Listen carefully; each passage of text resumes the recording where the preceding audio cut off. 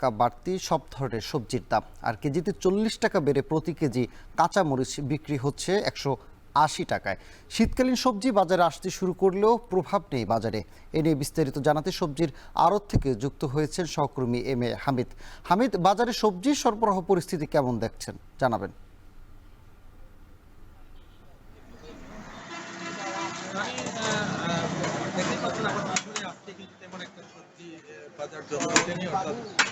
বলছেন যে বৃষ্টি হয়েছে প্রচুর এই কয়েকদিন থেকে, এবং বৃষ্টির কারণে অনেক সবজি কমে গিয়েছে। এবং এছাড়াও তারা বলছেন যে ব্রাহ্মণবাড়িয়া এলাকায় যে যানজট প্রকট রয়েছে, সেই যানজটের কারণে সবজির যে পরিবহন সেগুলো আসতে অনেক দেরি হয়, যার কারণে অনেক সময় তারা সমস্যার মধ্যে পড়েন এবং সবজি আসতে আসতে অনেক সবজি নষ্ট হয়ে যায়, যার কারণে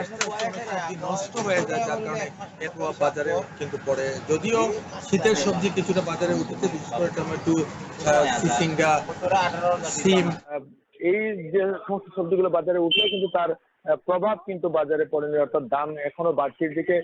সিম বিক্রি হচ্ছে 120 থেকে 30 টাকা খুচরা পাইকারি পর্যায়ে, এবং সেটা খুচরা পর্যায়ে গিয়ে 150 থেকে 180 টাকা পর্যন্ত বিক্রি হচ্ছে। এছাড়া টমেটোর দাম কিছুটা কমেছে। গত সপ্তাহে যেখানে টমেটোর দাম 140 থেকে 60 টাকা বিক্রি হতো, এবং আজকে সেটা কমে গিয়ে পাইকারিতে বিক্রি হচ্ছে 80 থেকে 100 টাকা কেজিতে। এছাড়া অন্যান্য যে সবজিগুলো রয়েছে, চিচিঙ্গা, বরবটি, কাঁকরোল, ঢেঁড়স, সবগুলো সবজিতে কিন্তু 10 থেকে 15 টাকা বা কোথাও কোথাও 20 টাকা বেড়েছে। কারণ হিসেবে তারা বলছেন বৃষ্টি হওয়ার কারণে এই সবজির দাম বাড়তির দিকে। এছাড়া কাঁচামরিচের দামের কথা যদি বলি, সেটা গত সপ্তাহে 120 থেকে 30 টাকা কেজিতে বিক্রি হতো, আজকে সেটা বেড়ে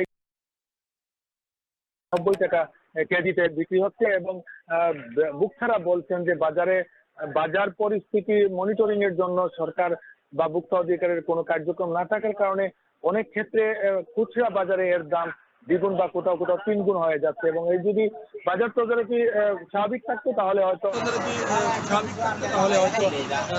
দামটা নাগালের মধ্যে রাখতো এবং ক্রেতা সাধারণের ক্ষমতার মধ্যে রাখতো।